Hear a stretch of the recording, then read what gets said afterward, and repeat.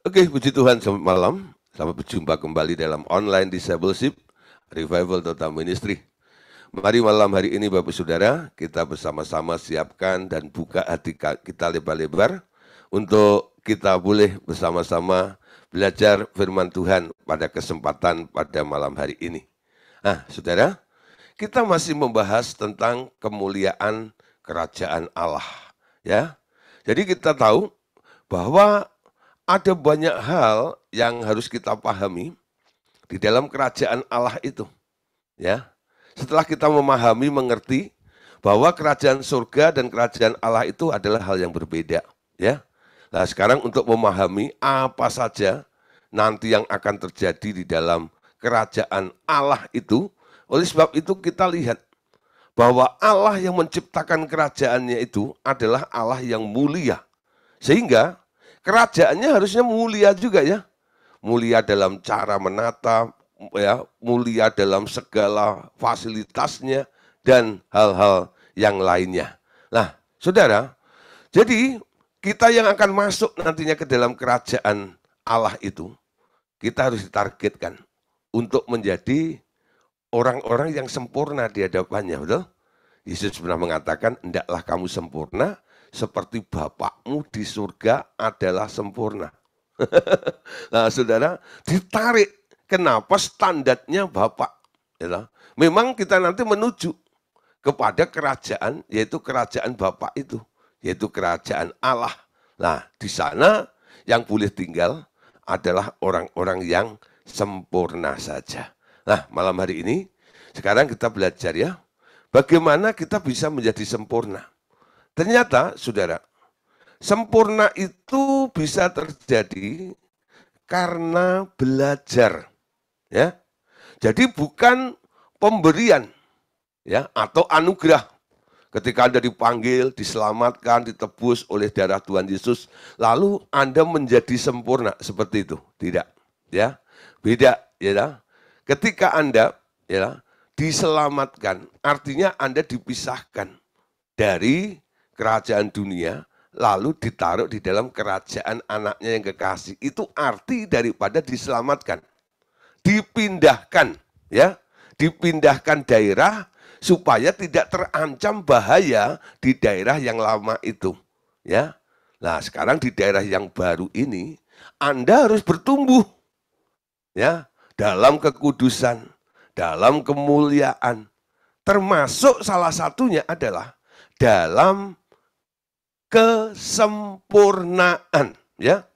Jadi kalau Anda ditargetkan untuk atau diarahkan atau dikotbahin tentang hendaklah kamu sempurna, Anda jangan merasa mana mungkin, mana bisa, ya. Ketika Anda mendengar perintah ajakan untuk menjadi sempurna itu, Anda harus merespon dengan benar. Responnya apa? Yes. Kalau diajak, saya mau, saya bisa. Kalau disarankan, saya mengerti dan saya jalankan, saya bisa. Tapi persoalannya bagaimana? Cara menjalankannya. Supaya kita memenuhi ajakan atau anjuran dari yang mengajak atau menganjurkan untuk kita menjadi sempurna itu. Ternyata saudara, ya, ini rahasianya. Ya, ini rahasianya. Allah Bapa berkata seperti ini. Anakku, akulah yang membuat segala sesuatu yang besar dan sempurna. Nah, perhatikan, apa yang dibuat oleh Bapak? Bapak berkata, semua segala sesuatu yang besar dan yang sempurna itu adalah kehendak atau rancangan daripada Bapak itu sendiri. Nah, di sini Bapak menjelaskan, manusia gagal pada awalnya. Tapi kami kemudian koreksi kegagalan itu dan membuatnya sempurna dari situ. Ya, kita ingat ketika Allah menciptakan manusia, manusia ini pernah keluar dari jalur atau tracknya Allah dengan memakan buah pengetahuan baik dan jahat, sehingga manusia itu turun derajatnya. Ya, upah dosa adalah maut. Dan karena dosa, manusia kehilangan kemuliaannya itu. Tapi di sini Bapak mengatakan, kami kemudian koreksi kegagalan itu dan membuatnya sempurna dari situ. Ya, lanjut. Engkau harus mengerti satu hal ini, yakni di antara manusia kesempurnaan tidak bisa dicapai tanpa kegagalan. Ya, karena semua harus belajar. Perhatikan ya, yakni di antara manusia kesempurnaan tidak bisa dicapai tanpa kegagalan. Karena kita semua harus belajar. Nah, jadi manusia itu memang harus mengalami yang namanya kegagalan. Untuk apa? Untuk belajar, menjadi sempurna. Ketika manusia jatuh dalam dosa, Anda tahu komentarnya dari Allah apa? Nah, manusia sekarang telah menjadi salah satu dari antara kita, tahu tentang hal baik dan yang jahat. Ya, sebenarnya ungkapan daripada Allah ini bukan bentuk pujian, ya lah. Karena manusia telah menjadi seperti kita dan tahu tentang hal baik dan jahat, bukan itunya poinnya sebenarnya, saudara. Tapi Anda lihat, ketika manusia itu mengalami kegagalan, memang ya secara plan awal Allah di sini mungkin bisa kecewa. Ya, karena makhluk yang dibuat, didesain serupa dengan dia, diberi potensi Allah di dalam dirinya itu ternyata kalah, ternyata gagal. Tapi Allah yang besar, Allah yang maha bijaksana itu berkata, ya nggak apa-apa nih gagal di sini. Aku mau pakai kesempatan. Kegagalan manusia ini akan aku pakai untuk menyempurnakan manusia itu. Ya, jadi manusia itu harus punya pengalaman yang namanya kegagalan. Ya, sehingga Allah Bapa tadi berkata di sini, ya poin dari apa yang ada di materi Anda, perhatikan, ya, di antara manusia kesempurnaan tidak bisa dicapai tanpa kegagalan. Ya. Jadi orang kalau gagal ya dalam perkara apapun juga, gagal ya dalam bisnis, gagal dalam berumah tangga, gagal dalam apapun bentuknya, ya saudara. Mungkin bagi Anda yang mengalami kegagalan, Anda bilang ini sial, ya. Tapi justru saudara, di sini dimanfaatkan oleh Allah. Untuk apa? Untuk sebuah pembelajaran, ya. Untuk sebuah pembelajaran. Manusia itu harus belajar kadang-kadang dari kegagalannya tersebut. Ya, lanjut. Bahkan, ini perkataan Bapak ya, aku belajar juga anakku. Jangan heran dengan pernyataan ini. Nah, saudara, kalau manusia tadi gagal belajar dari kegagalannya, nah pertanyaannya, apakah Bapak itu juga gagal dalam rencananya? Bapak nggak pernah gagal, saudara. Tapi kadang-kadang yang diciptakan itulah yang kadang-kadang mengalami kegagalan. Tapi di sini, Bapak ini belajar sesuatu dari ciptaannya yang mengalami kegagalan. Dia menemukan mekanisme yang baru sehingga dia mengerti. Oh, begini toh. Oh, begitu. Dari apa? Dari ciptaan-ciptaannya yang mengalami kegagalan tersebut, ya. Bahkan saudara, ini pernyataan yang sangat ekstrim daripada Allah, ya, Bapak. Aku sempurna karena aku belajar juga. Aku sempurna karena aku belajar juga, ya. Pernyataan ini banyak disanggah oleh beberapa orang. Masa sih Allah itu sempurna karena belajar. Bukankah dia itu Allah yang sempurna? Ya. Nah, saudara, alasannya Bapak mengatakan begini, kenapa aku sempurna karena aku belajar? Ya, di sini Bapak memberikan perbedaan antara manusia dan dia dalam pembelajaran untuk menjadi sempurna. Tetapi bedanya adalah bahwa aku belajar jauh lebih awal dari kalian semua, anakku. Ya, nah. Bahkan Bapak juga mengungkapkan, anakku yang dimaksud adalah Tuhan Yesus, juga belajar untuk taat kepadaku dengan mengirimnya ke bumi. Ingat, Tentu saja tak ada yang bisa menyalahkan aku tentang apapun, karena akulah standar untuk seluruh alam semesta ini. Amin. Jadi kalau Anda membaca atau mendengar ya uraian seperti ini, lalu Anda mau protes, masa Allah kayak begitu? Anda nggak bisa protes seperti itu dengan Allah Bapa, saudara. Kenapa? Karena dia standarnya, saudara. Ya, dia standarnya. Ya, itu memang maunya dia. Bukan berarti Allah itu arogan semaunya sendiri, tidak, saudara. Dia yang memulai segala sesuatu, dia yang punya plan, ya. Dia sesukanya membuat seperti apa yang dia ingin perbuat, bukan? Nah, disinilah saudara tatanannya. Jadi kita nggak bisa protes dengan Bapak, ya. Kok bisa dia seenaknya begitu? Ya, memang dia Allah. Dia yang berdaulat. Dia yang berhak mengatur segala sesuatu itu. Amin. Nah, oleh sebab itu kita sebagai ciptaannya ini yang dituntut untuk menjadi sempurna, kita harus mengerti mekanismenya. Kalau Bapak berkata, sempurna itu bisa terjadi. Sempurna itu bisa dialami. Sempurna itu bisa diraih. Jalannya cuma satu, yaitu dengan belajar. Ya, contoh Tuhan Yesus sendiri, saudara.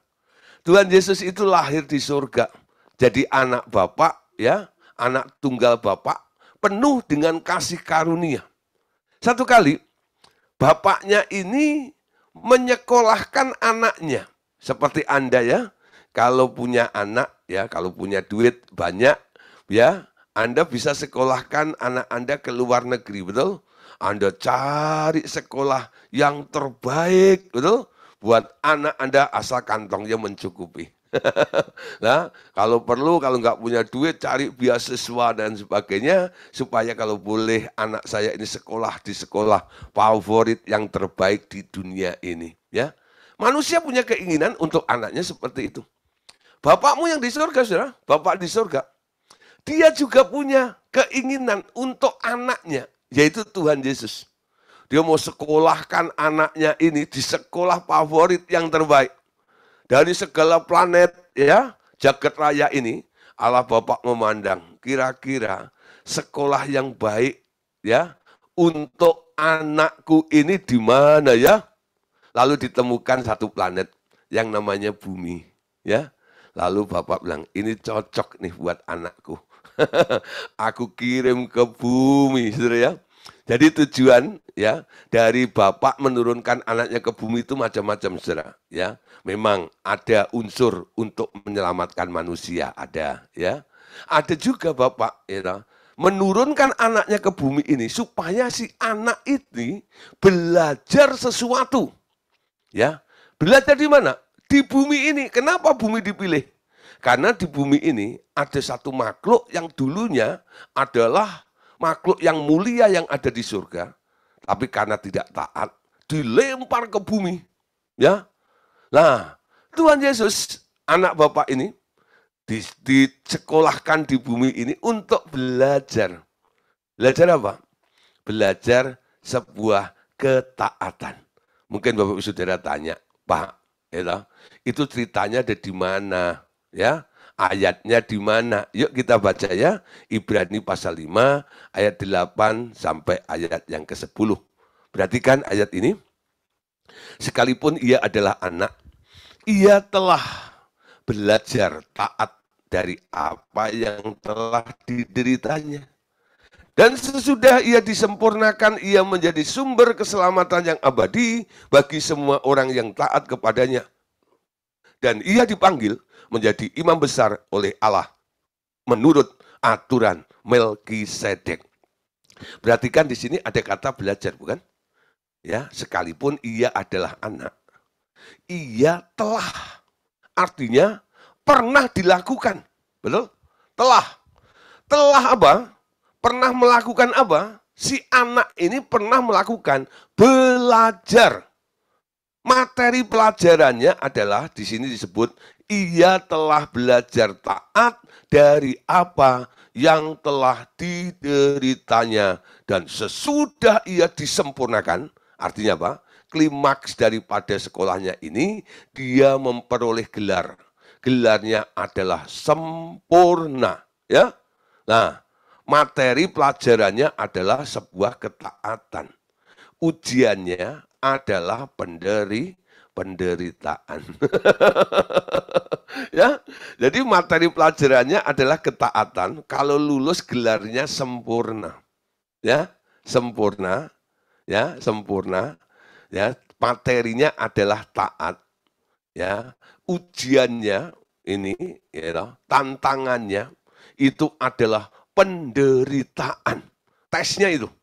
Jadi mau taat, siap menderita. Ya, kenapa bumi itu yang dipilih oleh Bapak?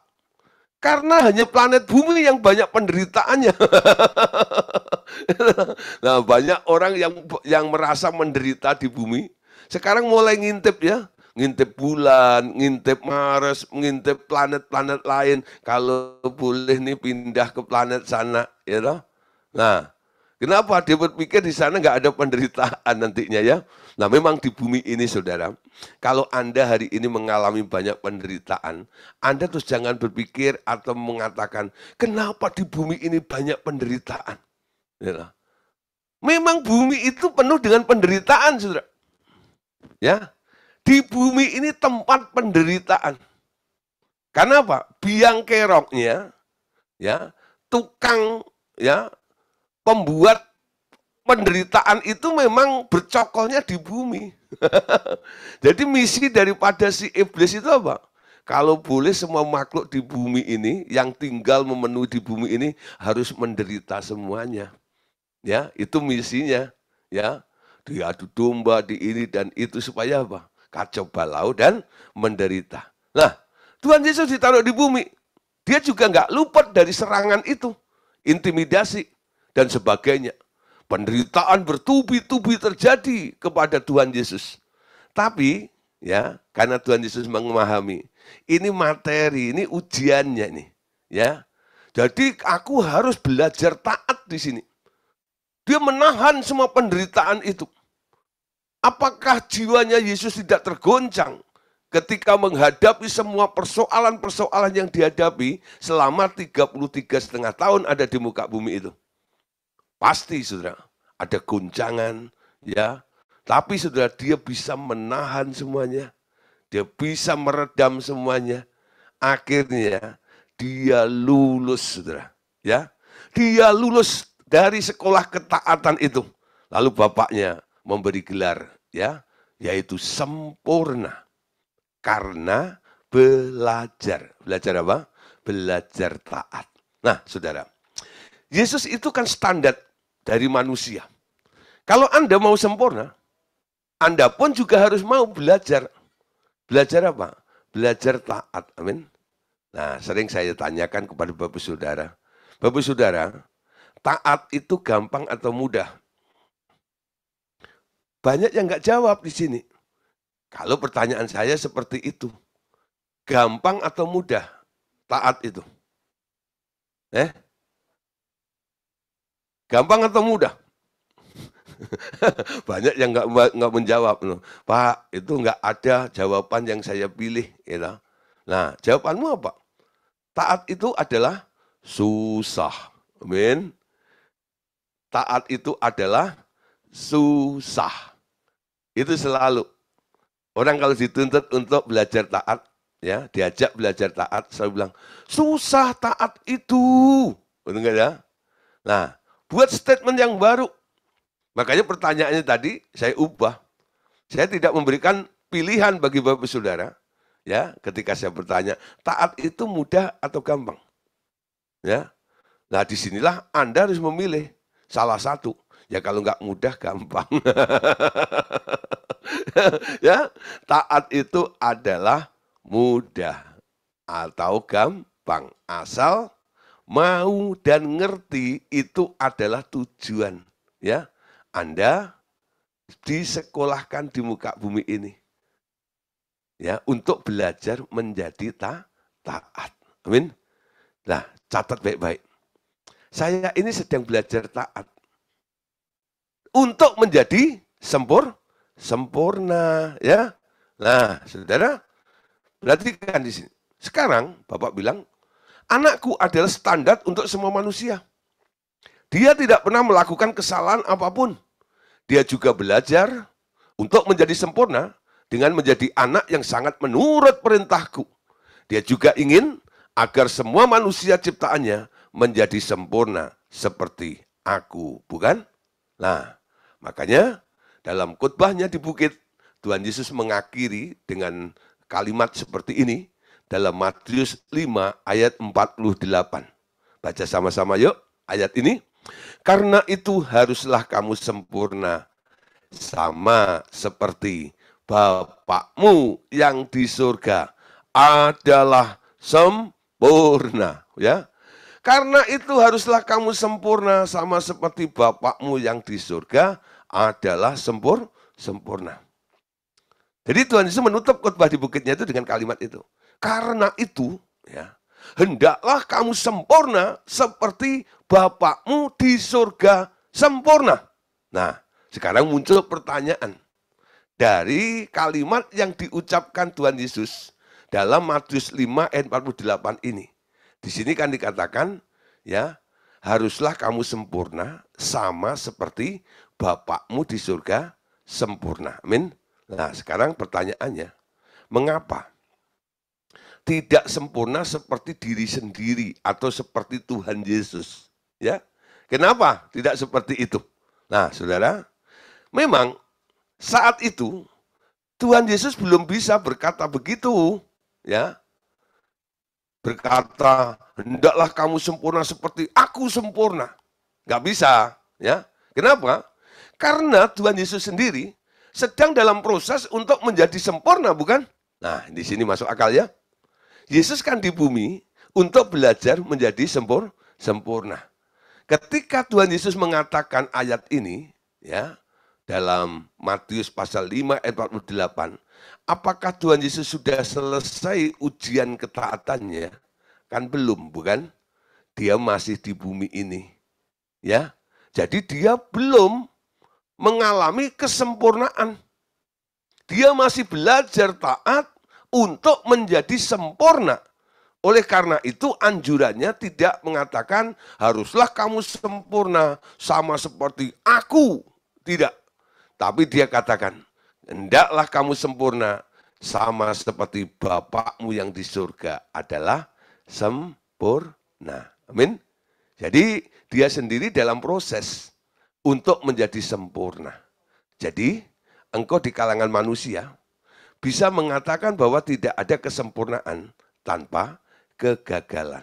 Ya, ini di kalangan manusia. Jadi ada yang namanya kegagalan, lalu Allah mengubah kegagalan itu untuk manusia boleh melihat, oh kalau maunya sendiri itu ujung-ujungnya gagal. Supaya enggak gagal, ikut maunya Tuhan. Nah, ketika ikut maunya Allah inilah Anda harus belajar kepada sebuah ketaatan. Nah, ketika Anda belajar taat, Anda akan dibawa kepada level kesempurnaan. Amin. Nah, ternyata saudara, hanya anakku, kata Bapak, yang telah melakukan segalanya dengan sempurna oleh karena ketaatan totalnya dan ia telah meninggalkan teladan untuk semua manusia yang lain untuk mencapai kesempurnaan. Sambil sementara itu ia yang menutupi kegagalan kalian semua di hadapanku. Jadi kegagalan kamu semua dalam hal ini sekarang hanya menjadi sebuah kontras untuk menunjukkan kesempurnaannya saja. Amin. Nah, saudara, di dalam Yesus sudah tanggung. Anda tak perlu mengalami kegagalan. Di kalangan manusia luar, di luar Yesus, mereka harus gagal, saudara ya. Tapi di kalangan orang-orang yang ditebus oleh Tuhan Yesus, Anda tak perlu mengalami kegagalan sekarang.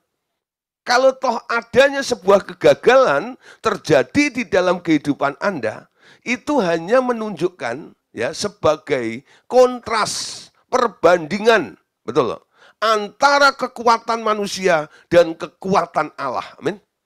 Di sini Anda bisa melihat perjuanganku untuk mencapai kesempurnaan gak akan bisa. Gitu?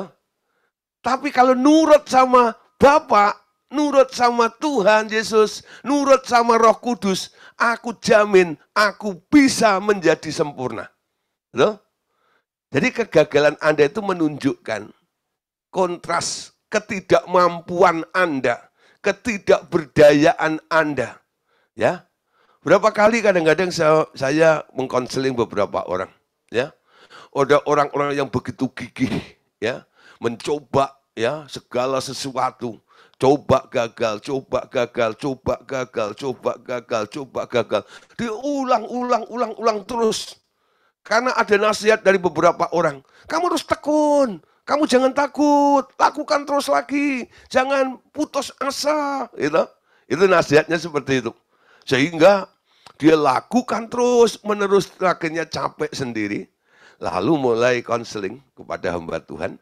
Nah ketika itu datang pada saya, loh Pak, saya sudah capek, ya, sudah capek Pak, berjuang di dunia ini. Ya semuanya sudah kami kuras, tenaga, harta, modal ini dan itu. Tapi semuanya tidak ada hasil yang memuaskan.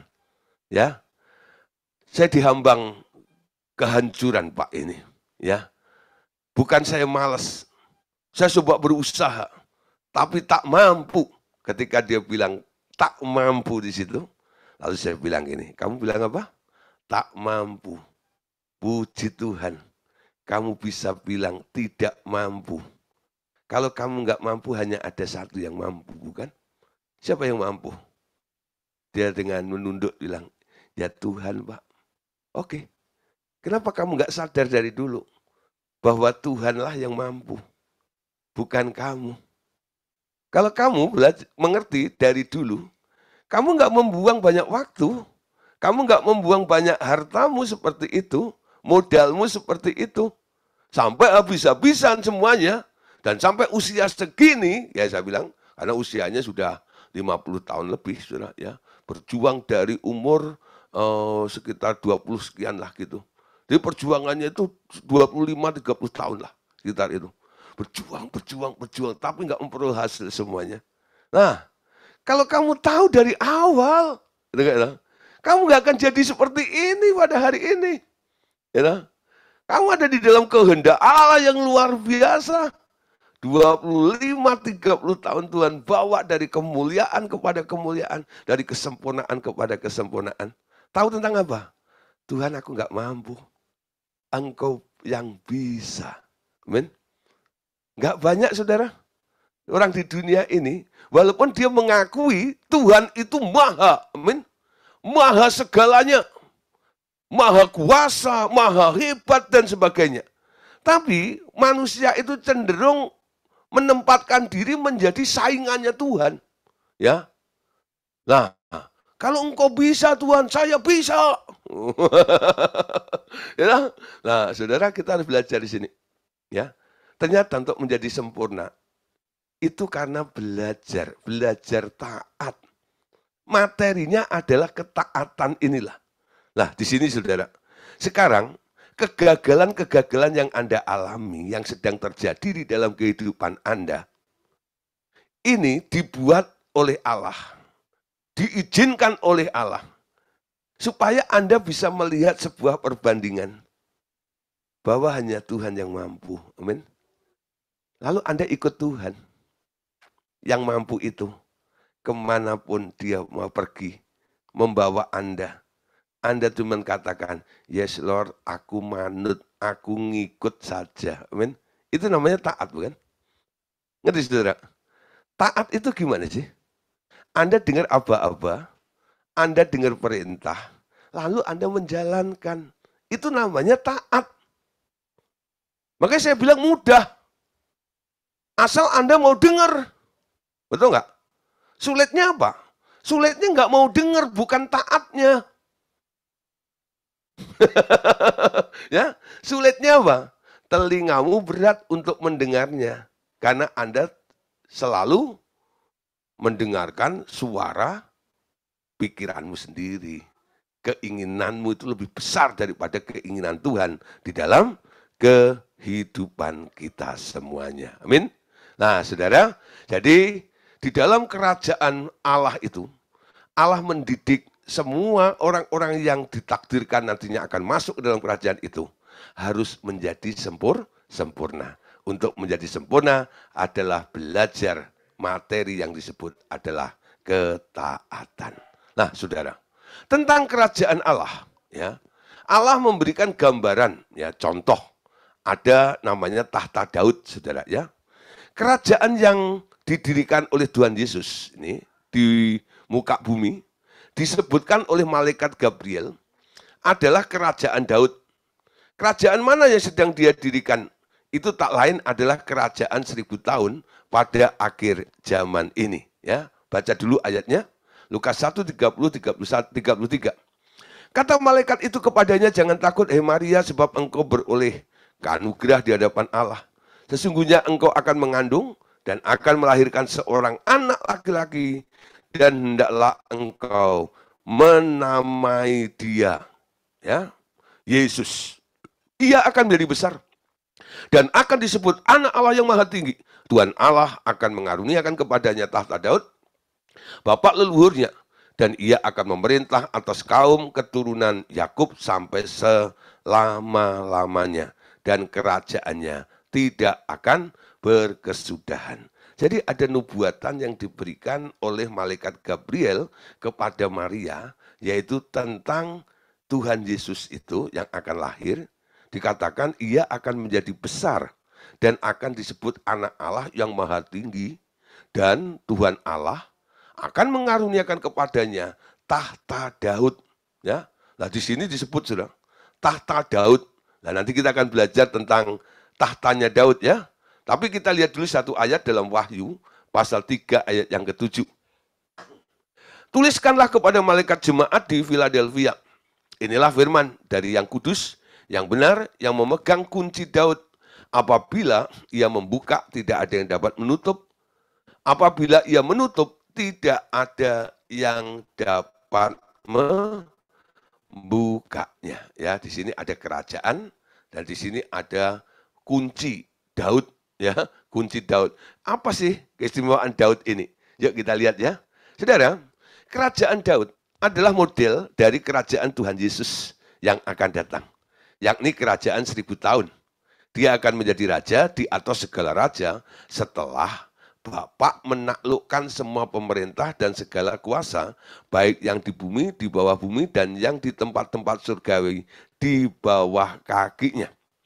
Kerajaan ini berdiri bukan dengan cara kekerasan, seperti yang dikerjakan oleh ISIS, tapi dengan cara melayani orang dengan kasih, sehingga semua tunduk dengan sukarela dan bersyukur kepada Dia. Ya, saudara, kerajaan Daud itu model, ya, atau gambar dari apa yang akan terjadi nanti di masa yang akan datang, yaitu tentang kerajaannya Tuhan Yesus. Ya, nah, kerajaan Tuhan Yesus itu bukan kerajaan Allah, sudah, tapi kerajaan surga yang akan berlanjut nanti. Puncaknya akan terjadi di alam roh atau di awan-awan permai, yaitu yang disebut kerajaan 1000 tahun damai. Nah, kenapa disebut damai? Nah, hari ini masih dalam rangka peperangan, ya, peperangan antara surga dengan kerajaan si iblis, letaknya, saudara. Ya, surga mulai intervensi, ya, ke dalam bumi ini. Lah ketemulah dengan pasukan dan kekuatan si iblis ini. Atas kehendak Bapa, perintahnya apa, saudara? Taklukkanlah semua musuh itu.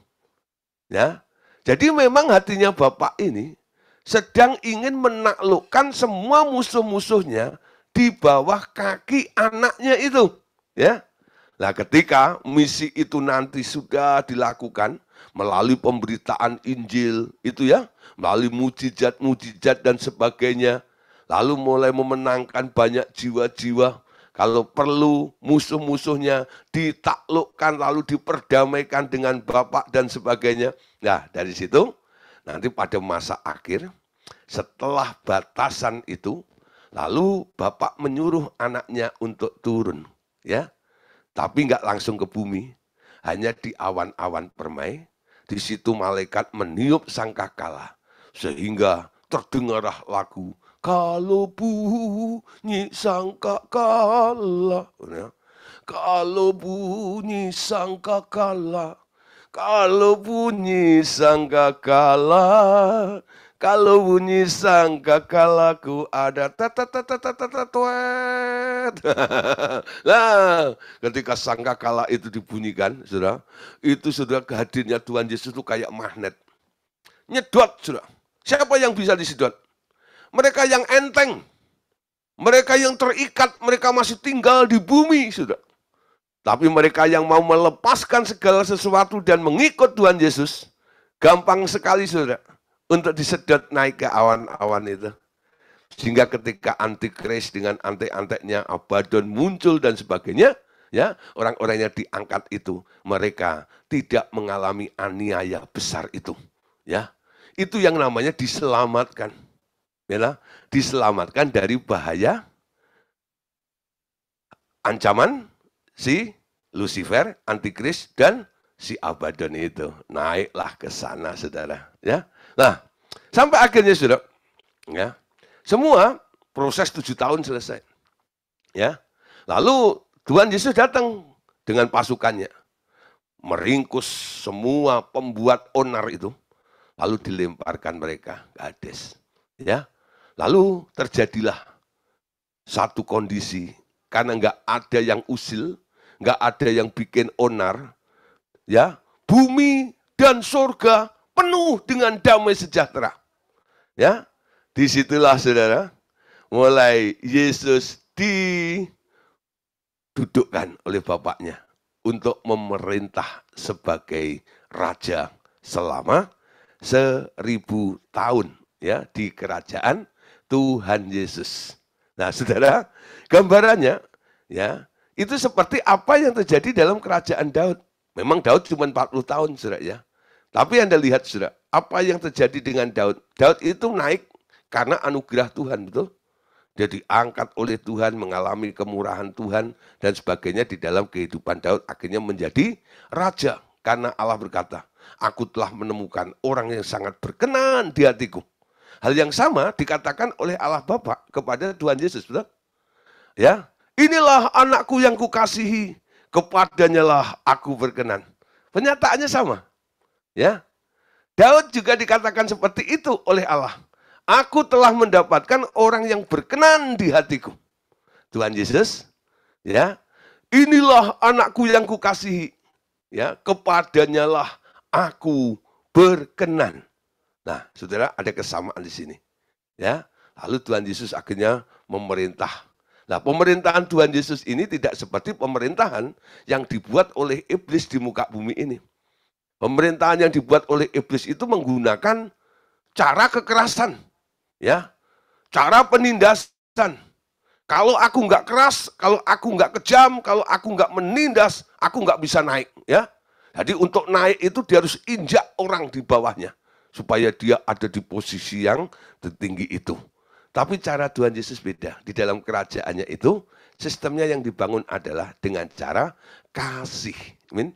Siapa yang banyak kasihnya, mereka posisinya semakin tinggi.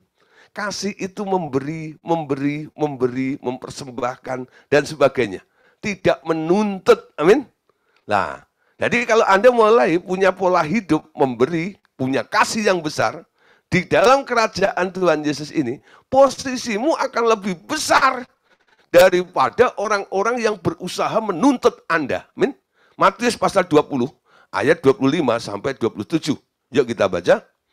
Tetapi Yesus memanggil mereka lalu berkata, kamu tahu bahwa pemerintah bangsa-bangsa memerintah rakyatnya dengan tangan besi. Dan pembesar-pembesar menjalankan kuasanya dengan keras atas mereka. Tidaklah demikian di antara kamu, barang siapa ingin menjadi besar di antara kamu, hendaklah ia menjadi pelayanmu. Dan barang siapa ingin menjadi terkemuka di antara kamu, hendaklah ia menjadi hambamu. Ya, ayat 28. Sama seperti anak manusia datang bukan untuk dilayani, melainkan untuk melayani dan untuk memberikan nyawanya menjadi tebusan bagi banyak orang. Amin. Nah, saudara, ini yang dilakukan Tuhan Yesus dengan kasih, dia rela memberikan nyawanya. Nah, sekarang, anakku telah berpesan dengan jelas melalui Yohanes Pembaptis. Bertobatlah, karena kerajaan Allah sudah dekat. Kedatangan Mesias yang dijanjikan lama sebelumnya sudah tiba. Kedatangan Raja yang akan membangun kerajaannya sendiri, bukan dengan menguasai orang lain, tetapi dengan melayani orang lain. Dia akan kembali menuai apa yang telah ditaburkannya. Kerajaannya telah tumbuh seperti gandum di malam hari. Sementara musuh menaburkan lalang di malam hari juga ya. Sekarang ada satu persaingan nih di bumi ini. Sementara kerajaan Tuhan Yesus sedang muncul dan bertumbuh. Begitu juga dengan kerajaan iblis. Ini digambarkan dalam Markus pasal 4 ayat 26-27. Lalu kata Yesus, beginilah hal kerajaan Allah itu. Seumpama orang yang menaburkan benih di tanah. Lalu pada malam hari ia tidur, dan pada siang hari ia bangun. Dan benih itu bertunas dan tumbuh. Bagaimana terjadinya? Tidak diketahui oleh orang. Ya, nah, kerajaan itu terus bertumbuh.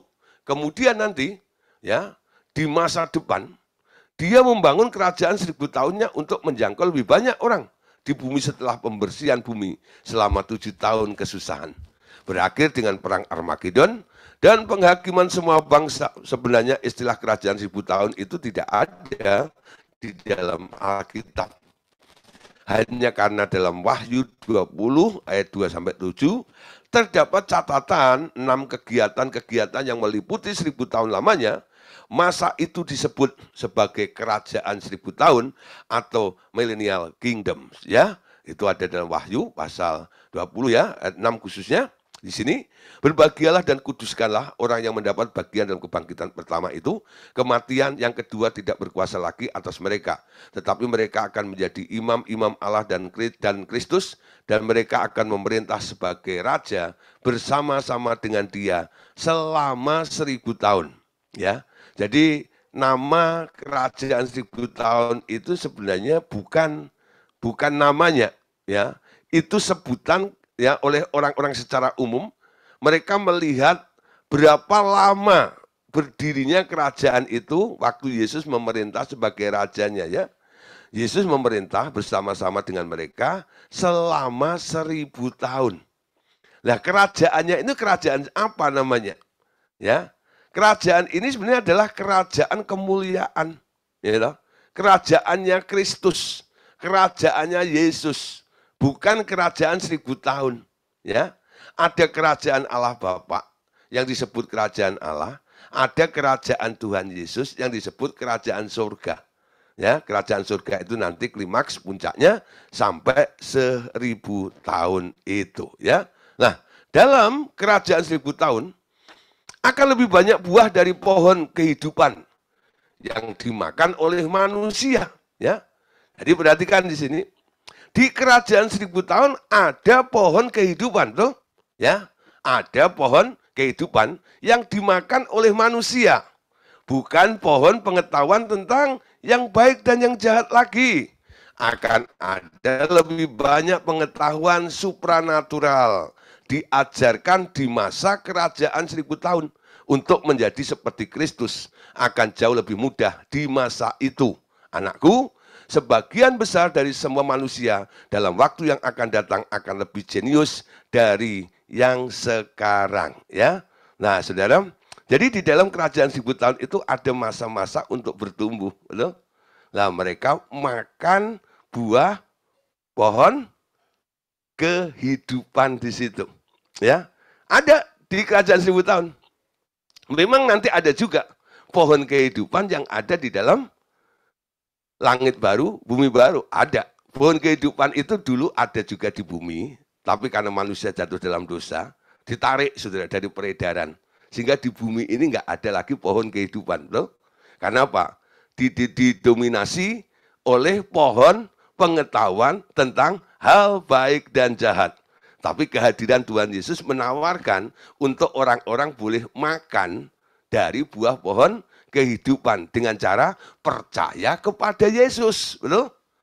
Nah, nanti di kerajaan 1000 tahunnya, di situ ada pohon itu. Semua yang ada di dalam kerajaan 1000 tahun boleh makan itu lagi. Itu enggak ya? Kenapa? Keadaannya beda. Kenapa boleh? Dulu enggak boleh karena manusia jahat, betul? Jadi alasan Allah itu melarang Adam makan itu karena Adam jatuh dalam dosa. Tapi ketika manusia telah dipulihkan di kerajaan 1000 tahun ini, manusia boleh makan pohon kehidupan. Amin. Camkan Bapak ya. Jadi jangan hanya dipersoalkan, oh adanya di sana dan di sini ini loh. Persoalannya layak makan atau tidak itu loh. Betul nggak? Nah mulai orang bertobat, mulai disarankan, mulai dianjurkan. Yuk budayakan makan buah pohon dari pohon kehidupan itu. Dengan cara mendengar suara Tuhan. Amin. Percaya kepada Tuhan. Ini baru ajakan arahnya. Ya, benar-benar makan itu ketika ada di dalam kerajaan 1000 tahun nanti. Amin. Ya. Nah, Saudara, sekarang di sini lanjut ya. Pengetahuan dalam dua ranah akan bertumbuh bersama-sama. Tapi tidak sesulit untuk mendapatkan seperti sekarang.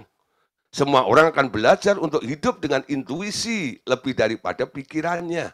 Anakku, aku akan jauh lebih diketahui oleh siapa saja yang menggunakan intuisi mereka. Dan roh pewahyuan akan bekerja lebih kuat seperti air di atas lautan. Amin. Habakuk 2 ayat 12-14. Celakalah orang yang mendirikan kota di atas darah dan meletakkan dasar benteng di atas ketidakadilan. Sesungguhnya, bukankah dari Tuhan semesta alam asalnya, bahwa bangsa-bangsa bersusah-susah untuk api dan suku-suku bangsa berlelah untuk yang sia-sia. Sebab bumi akan penuh dengan pengetahuan tentang kemuliaan Tuhan, seperti air yang menutupi dasar laut. Ini kapan akan terjadi, saudara? Nubuatan yang dinubuatkan oleh Nabi Habakuk ini. Ini terjadinya nanti ketika kerajaan 1000 tahun itu telah terlaksana.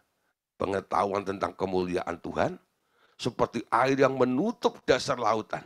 Sehingga membuat manusia ini cepat ngerti. Ya, karena apa? Pengetahuan kemuliaan itu membuat manusia berpikir jernih, berpikir mulia seperti Kristus itu ya. Nah, masa sekarang ini waktu yang paling sulit mengajar orang tentang dunia roh khususnya, ya. Terutama karena banyak pengaruh buah pohon pengetahuan tentang hal baik dan jahat, ya. Nah, saudara, pelajaran tentang dunia roh itu nggak banyak diminati. Ya, ada beberapa orang ya mengetahui, saya diundang di satu kelompok dan mulai terjadwal rutin sebulan sekali gitu. Mulai ada usulan, Pak, jangan ngomong roh terus dong. Sekali-kali ngomong duit gitu.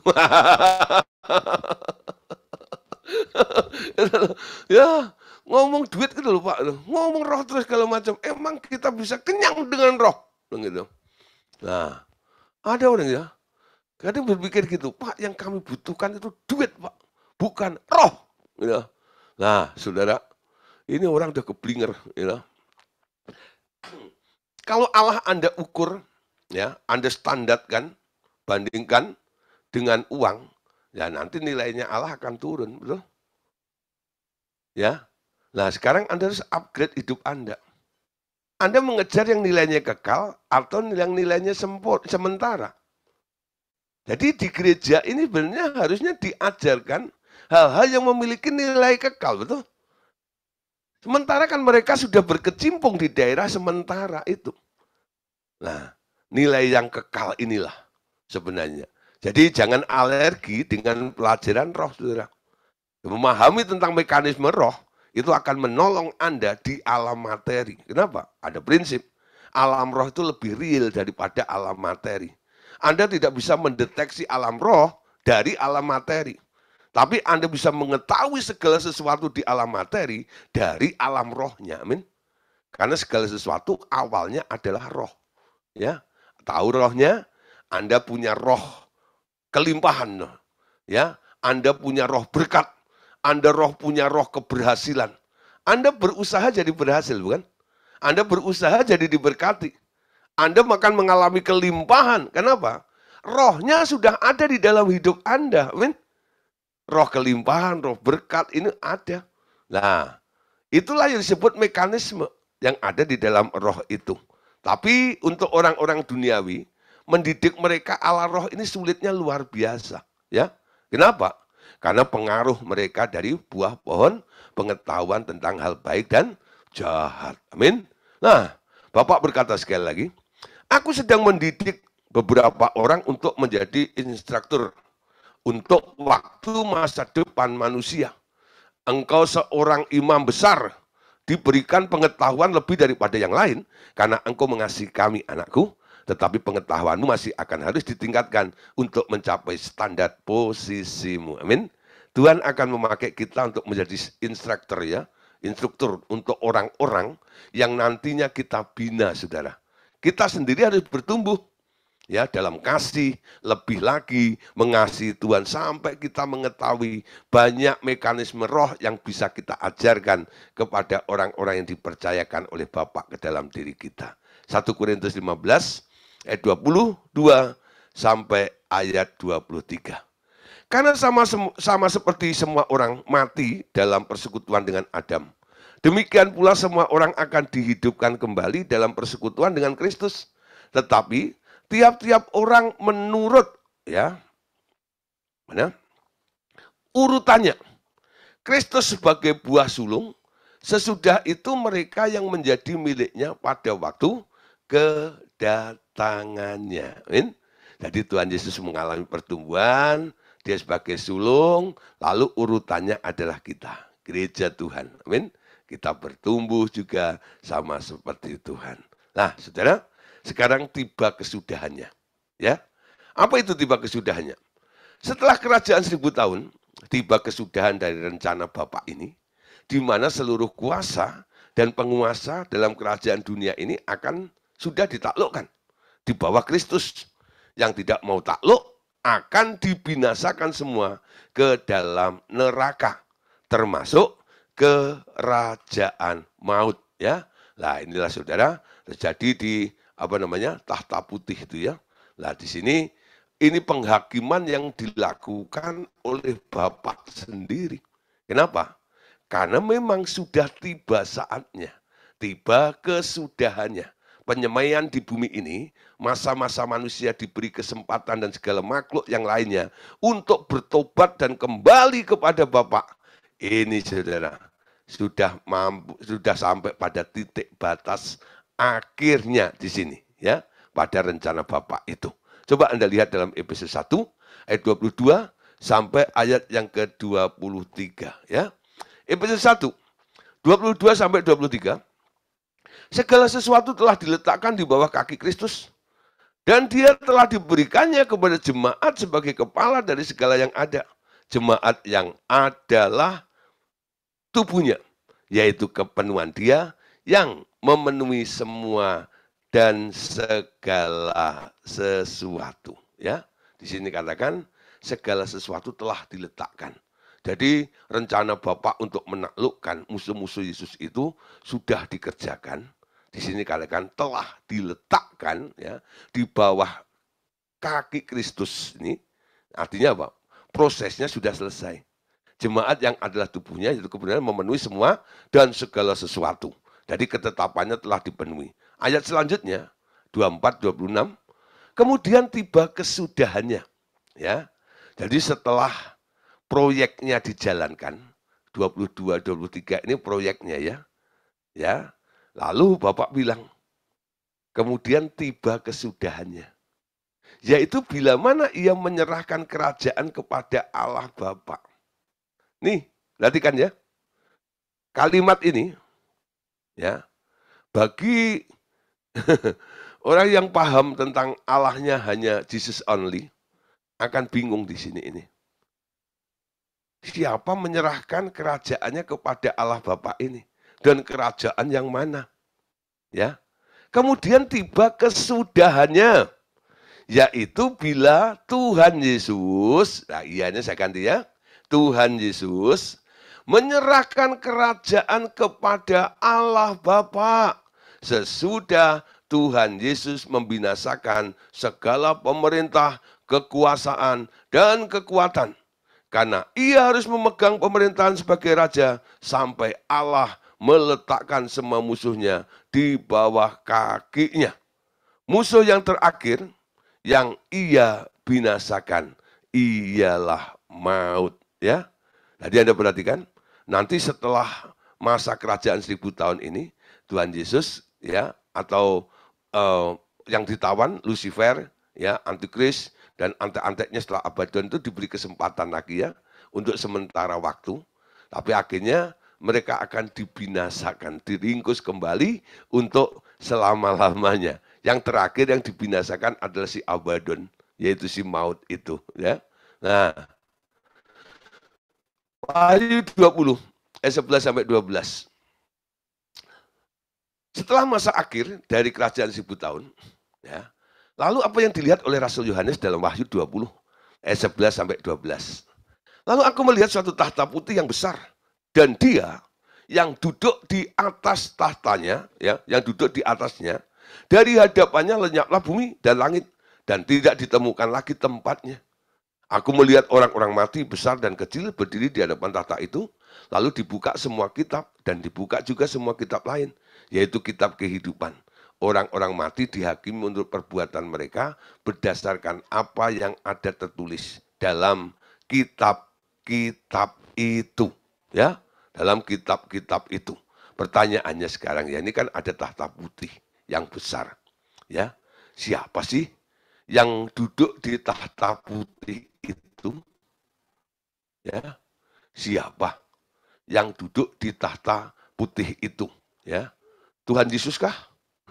Banyak orang bilang itu Tuhan Yesus ya. Nah, sebenarnya dia adalah Allah Bapa, saudara. Ya, bukan Tuhan Yesus. Karena apa? Tadi sudah ada acara Tuhan Yesus menyerahkan kerajaannya kepada Bapaknya. Ya, lalu muncullah langit baru, bumi baru. Di langit baru, bumi baru itu pemerintahan dipegang oleh Bapak sekarang. Sekarang dia adalah Allah Bapa. Dialah yang berkuasa membunuh selain tubuh juga membunuh jiwa di api neraka.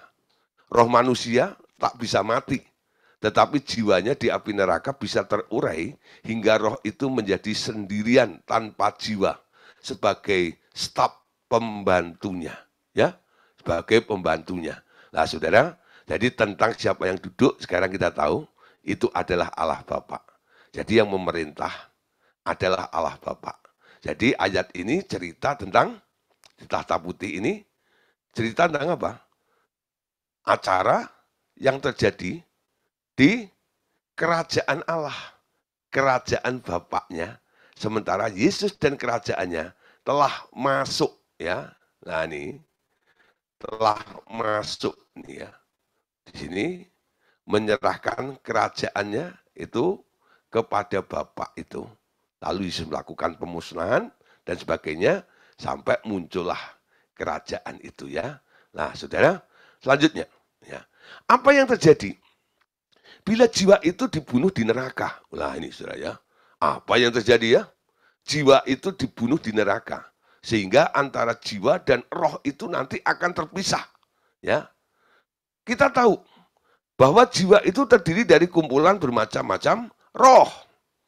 Ada roh cinta, ada roh benci, ada roh kasih sayang, perbuatan baik, ada juga roh jahat, pembalas dendam, ada roh tertawa, ya, roh sedih, ya, roh cuek bebek, ya, roh kejam, roh belas kasihan, roh keahlian, roh kebodohan, roh rajin, roh malas, dan sebagainya. Jadi aneka ragam roh ini, bermacam-macam roh ini ngumpulnya di jiwa manusia ini loh. Ya. Mereka yang mendevelop dirinya, ya, hidup di dalam penuh dengan cinta, ya, akan banyak roh cinta di dalam jiwanya. Ya. Kalau mereka hidup di daerah kebencian, ya, nanti akan ngumpul nih, membentuk satu sifat benci, ya.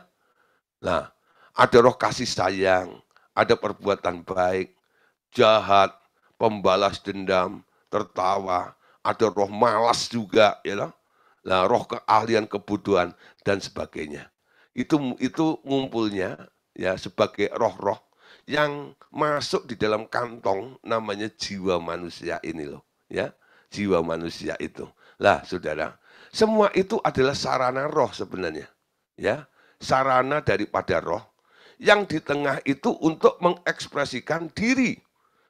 Kalau itu dibakar di api neraka, mereka akan terurai dan cerai-berai. Maka jiwanya hancur berantakan. Ya, isinya termasuk roh-roh itu kececeran semuanya itu. Hancur tempatnya ya. Roh pemiliknya tak punya asisten lagi untuk mengekspresikan kesakitan, kekecewaan, pertobatan, dan sebagainya. Loh? Nah, jadi roh itu sendiri nanti, you know, di api neraka itu bisa terurai antara jiwa dan roh. Inilah saudara, nggak enaknya masuk neraka itu begitu. Salah satunya selain aniaya, hidup dalam api yang menyala-nyala, belerang dan sebagainya, ada siksaan dan sebagainya. Di sini jiwa dan rohnya hancur, terpisah, ya. Nah, terurai di sini ini. Sehingga roh ini menderita sekali karena nggak ada asisten yang akan mengekspresikan apa yang dialami oleh roh itu sendiri. Ya, beda dengan yang masuk surga. Yang masuk dalam kemuliaan kerajaan Bapa. Jiwanya sama rohnya masih. Dan jiwa dari pemilik roh yang masuk dalam kerajaan Allah ini adalah jiwa yang baik ya. Penuh pengertian, pokoknya hal-hal yang baik, yang jahat nggak ada. Sehingga dia bisa mengekspresikan melalui jiwanya yang nempel di rohnya ketika ada di dalam kerajaan Allah nanti. Amin. Nah, saudara, kita bahas bagian terakhir tentang langit baru, bumi barunya. Ya, ini ya daerah di mana Allah Bapa nanti memerintah di dalam kerajaannya yang mulia itu. Dari semula dijadikan langit lama, bumi lama ini hanya sebuah tempat untuk melahirkan manusia dan membentuk manusia-manusia serupa Kristus saja. Ketika proyek ini dinyatakan selesai, maka bumi lama dan langit yang lama akan dimusnahkan lagi, diganti yang bersih, diganti dengan yang kudus. Tak ada lagi arwah-arwah ketinggalan di bumi ini, ya. Kenapa? Semuanya sudah disikat habis. Langit lama, bumi lamanya sudah digulung, ya. Nah, sekarang muncul langit baru, bumi baru dengan situasi yang baru juga. Amin. Wahyu 20 ayat 13 sampai 15. Lalu laut menyerahkan orang mati yang ada di dalamnya. Dan maut dan kerajaan maut menyerahkan orang-orang mati yang ada di dalamnya. Dan mereka dihakimi masing-masing menurut perbuatannya. Kemudian maut dan kerajaan maut itu dilemparkanlah ke dalam lautan api. Itulah kematian yang kedua, lautan api. Setiap orang yang tidak ditemukan namanya tertulis di dalam kitab kehidupan itu dilemparkan ke dalam lautan api itu. Ya, saudara, ini masalah tadi ya, ayat-ayat untuk menjelaskan apa yang saya jelaskan di atas. Ayat selanjutnya. Lalu aku melihat, Wahyu 21 ayat 1 sampai 3. Lalu aku melihat langit yang baru dan bumi yang baru, sebab langit yang pertama dan bumi yang pertama telah berlalu dan laut pun tidak ada lagi. Aku juga melihat kota kudus, Yerusalem yang baru, turun dari surga, dari Allah yang berhias bagaikan pengantin perempuan yang berdandan untuk suaminya. Lalu aku mendengar suara yang nyaring dari tahta itu berkata, lihatlah kemah Allah ada di tengah-tengah manusia, dan ia akan tinggal bersama-sama dengan mereka. Mereka akan menjadi umatnya dan Allah sendiri akan menyertai mereka dan menjadi Allah mereka. Langit baru, bumi baru, ya. Lalu muncullah satu kota yang kudus yang disebut Yerusalem yang baru, ya. Jadi Anda perhatiin, Yerusalem baru itu bagian di dalam langit baru, bumi baru, ya. Jadi ada langit baru, bumi baru, ya. Menggantikan langit lama, bumi lama yang telah kotor, yang telah rusak, ya, yang telah cemar, lalu diganti dengan yang baru, ya. Ketika langit baru, bumi baru itu sudah muncul, tertata semuanya, lalu muncul, saudara, yang dilihat oleh Yohanes.